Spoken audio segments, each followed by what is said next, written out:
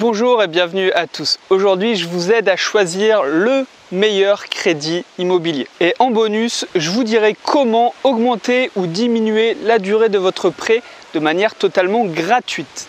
Alors regardez bien toute la vidéo. Vous savez que quand on souhaite investir dans l'immobilier, on passe à 99% par la case crédit immobilier. Et l'obtention de ce crédit, c'est un travail qui se prépare en amont. Je l'ai déjà dit dans d'autres vidéos, avant d'aller voir votre banquier, je vous conseille de mettre de l'ordre dans vos finances dès aujourd'hui et de montrer surtout à la banque que vous savez gérer votre argent. C'est-à-dire que les découverts à la fin du mois, ça c'est fini et que vous épargnez également tous les mois une partie de vos revenus. Il va également falloir acheter en dessous du prix du marché. Ça, c'est très important. Ça doit vous permettre d'augmenter la rentabilité de votre projet d'investissement. Ça, c'est vraiment, je l'ai dit, très important. Parce que vous avez beau tout bien faire, épargner tous les mois, utiliser les astuces que je vais vous donner dans la suite de la vidéo, si vous présentez un mauvais projet d'investissement au banquier, jamais il ne vous financera. Alors, je vais prendre un exemple d'un mauvais projet d'investissement immobilier. Vous avez par exemple vu un superbe appartement vendu neuf à 130 000 €. Vous allez voir votre banque pour demander un emprunt de 130 000 € sur 20 ans, avec un taux par exemple dans les 2%. Ça correspond à peu près à 700 € de mensualité tous les mois. Et si en face, par exemple, vous n'avez que 300 € de loyer, vous comprenez bien que le banquier va faire rapidement le calcul. 700 € de mensualité moins 300 € de revenus de loyer. Et encore, le banquier prendra 70% de vos revenus parce qu'il sait qu'il y a la taxe foncière, la vacance locative, les impôts, les futures réparations, les assurances, etc. Donc en fait, il fera plutôt 700 moins 70% de 300 €, soit 490 €. C'est-à-dire que tous les mois, vous devrez mettre de votre poche 490 €. Et ça, c'est clairement pas un projet rentable, car tous les mois, vous perdez de l'argent. Maintenant, je vais rentrer dans le cœur du sujet et vous parler des types de crédits. Alors, vous avez tout d'abord les prêts aidés. Alors, qu'est-ce qu'un prêt aidé? C'est un crédit immobilier subventionné par l'État qui facilite donc l'acquisition immobilière. C'est souvent accordé sous condition de revenu maximal, c'est-à-dire que vous ne pouvez pas en bénéficier si vous gagnez trop d'argent. Ces crédits aidés comme le PTZ ou le PEL sont souvent complémentaires au prêt immobilier principal. Mais ils peuvent également remplacer totalement le prêt immobilier principal. C'est le cas du PAS par exemple. Alors le prêt à taux zéro est dédié à l'investissement de sa résidence principale et peut couvrir jusqu'à 40% du coût total du projet. C'est-à-dire que si vous empruntez au total 100 000 €, vous ne pourrez emprunter que 40 000 € avec le PTZ. L'avantage principal que vous avez, c'est un taux d'emprunt quand même de 0%, donc vous ne payez aucun intérêt et ça c'est vraiment génial. Le PTZ peut être demandé pour l'achat de logements neufs, mais aussi pour financer un bien immobilier ancien. Cependant, le coût des futurs travaux doit représenter au minimum 25% du prix d'achat pour en bénéficier. Par exemple, vous achetez un bien 100 000 €, il faudra faire au minimum 25 000 € de travaux pour en bénéficier. Et bien sûr, ce prêt se négocie avant de faire les travaux. Il faut présenter des devis au banquier. Surtout, n'utilisez pas ce prêt pour faire de l'investissement immobilier. Vous savez comme moi, et vous l'avez sûrement entendu sur Internet, vous faites croire au banquier que vous achetez votre résidence principale pour bénéficier du PTZ et puis vous mettez en location. Ça, c'est ce qu'on peut entendre sur Internet. Sauf que c'est réellement un prêt réglementé par l'État. Vous risquez donc des sanctions. Toutefois, et pour être totalement transparent, il y a des situations quand même exceptionnelles qui vont vous permettre de mettre votre bien en location, même en ayant fait un PTZ. Je vous conseille de regarder ça sur le site du service public, mais je le répète, c'est vraiment pas un prêt pour les investisseurs immobiliers. En ce qui concerne le plan d'épargne logement, le PEL, c'est un compte d'épargne réglementé par l'État qui peut vous aider à constituer une épargne pour l'achat d'un bien immobilier ou pour faire des travaux. On peut en avoir qu'un seul et il est disponible dans toutes les plus grandes banques françaises. L'avantage théorique du PEL, c'est de pouvoir vous garantir un prêt à un taux d'intérêt normalement très intéressant. Mais avec la baisse des taux d'intérêt depuis 4-5 ans, il se trouve que les PEL ouverts après août 2016 offrent un taux d'intérêt garanti de 2,20%. C'est bien au-dessus de la moyenne des taux d'intérêt pratiqués actuellement. Autant vous dire qu'à l'heure actuelle, ça ne vous servira à rien de passer par un PEL. Allez voir directement votre banquier, vous aurez un meilleur taux.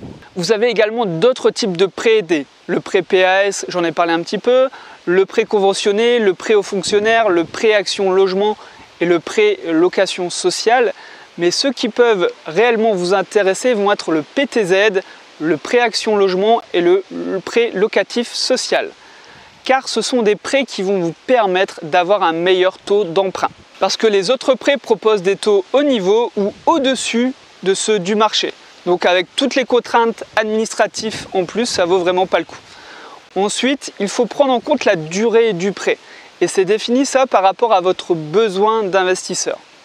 Donc je vais différencier deux types de profils d'investisseurs. Le premier profil, ça va être plutôt le mien.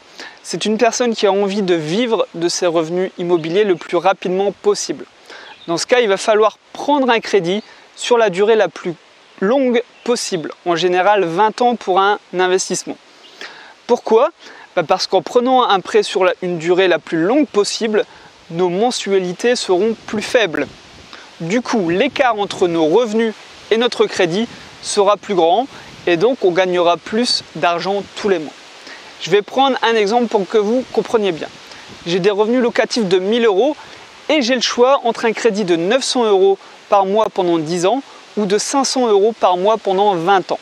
Eh bien, en tant qu'investisseur, je vais choisir le crédit de 20 ans pour avoir tout simplement un cash flow de 500 € par mois car je gagne 1 000 € et je dépense 500 pour le crédit. Donc mes revenus mensuels augmenteront de 500 € par mois.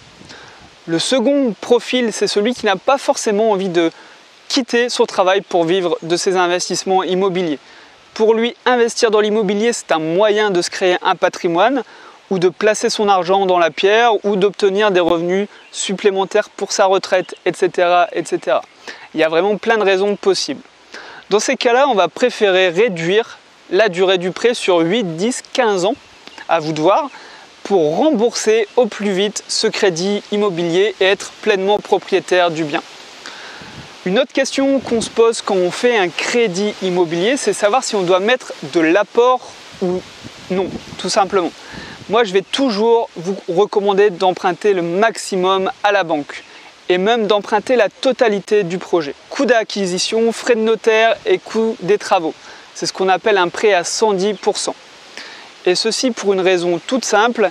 Si vous mettez toute votre épargne dans un projet immobilier, un seul projet par exemple, vous n'aurez plus cet argent disponible pour, par exemple, faire d'autres investissements ou tout simplement partir en voyage ou investir en bourse.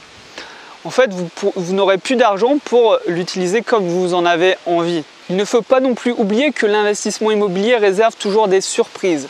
Donc je vous recommande très fortement d'avoir un petit matelas d'argent de côté pour répondre aux imprévus. Donc j'arrive maintenant aux 4 éléments à négocier dans votre prêt. Alors, premier élément à négocier, il faudra négocier les pénalités de remboursement anticipé. Même si aujourd'hui cela peut vous paraître loin, on ne sait jamais ce que l'avenir nous réserve. Peut-être que dans 10 ans, vous aurez envie de rembourser en anticipé votre crédit. Et si vous pouvez économiser 1 000, 2 000 ou 4 000, 5 000 € de frais, aujourd'hui, il faut le faire. Donc si vous avez déjà un crédit immobilier, vous pouvez toujours essayer de négocier ces frais de remboursement anticipé, qui ne tente rien à rien. Le deuxième élément à négocier, c'est le différé de remboursement du prêt. Vous avez le différé total ou partiel qui existe. Et le rôle du différé, c'est de payer qu'une seule partie du prêt durant une période de 3 mois à 3 ans. C'est souvent quand le bien immobilier nécessite des travaux qu'on peut bénéficier du différé. Et le différé, il répond à une question: comment faire si vous devez rembourser le crédit sans avoir de locataire ? La solution, c'est simplement de demander un différé. Et ça se négocie à la création du prêt immobilier. Le différé, c'est extrêmement puissant pour se créer une trésorerie. Imaginez, vous obtenez un différé sur 1 an et vous terminez les travaux en 6 mois. ça signifie que vous aurez 6 mois de revenus locatifs pleins, sans mensualité de crédit ou alors avec une faible partie. Je peux vous dire que vous voyez votre compte en banque exploser dans ces cas-là. Le troisième élément à négocier, et c'est le bonus dont je vous ai parlé au début de la vidéo, c'est de pouvoir augmenter, diminuer ou suspendre la durée de votre prêt sur simple demande de votre part à la banque. On appelle ça aussi la modulation des remboursements du crédit. Ça va vous permettre d'ajuster les mensualités du crédit selon votre situation. Par exemple, vous voulez rembourser plus rapidement votre crédit et passer de 15 ans à 12 ans, ou alors vous voulez avoir encore plus de cash flow en augmentant la durée de votre prêt de 2 ans, vous n'avez pas de locataire et vous voulez suspendre temporairement votre prêt pendant 6 mois, tout ça c'est possible et c'est gratuit en plus. Donc quand je dis gratuit, vous aurez quand même des intérêts bancaires à payer. Il ne faut pas rêver non plus, mais vous n'aurez pas de frais supplémentaires, de taxes supplémentaires. Donc n'hésitez pas à négocier la modulation des remboursements de votre crédit à votre banquier. Le quatrième et dernier élément à négocier pour votre crédit, ça sera bien sûr les fameux frais bancaires ou frais de dossier. Parfois, il suffit simplement de demander pour avoir ces frais à 0 €. Cependant, dans la plupart des cas, il va falloir donner des contreparties. Par exemple, ouvrir une assurance vie chez la banque ou assurer son auto chez l'assureur de la banque. Voilà, il va falloir donner pour recevoir, tout simplement. Créer une sorte de partenariat, j'en parle beaucoup dans mes vidéos avec le banquier. Et puis, vous avez également la menace ultime. Dites à votre banquier que vous allez aller voir ailleurs. Et vous verrez qu'il va peut-être faire un effort si vous lui mettez la pression. Alors je suis sûr que vous avez appris beaucoup de choses dans cette vidéo, donc n'hésitez pas à mettre un petit like et à partager cette vidéo à vos amis qui se demandent comment choisir un prêt immobilier. Et si vous voulez en apprendre toujours plus sur l'investissement immobilier, je vous invite réellement à vous abonner à ma chaîne YouTube. Et moi je vous souhaite aussi de très bons investissements à tous. Ciao!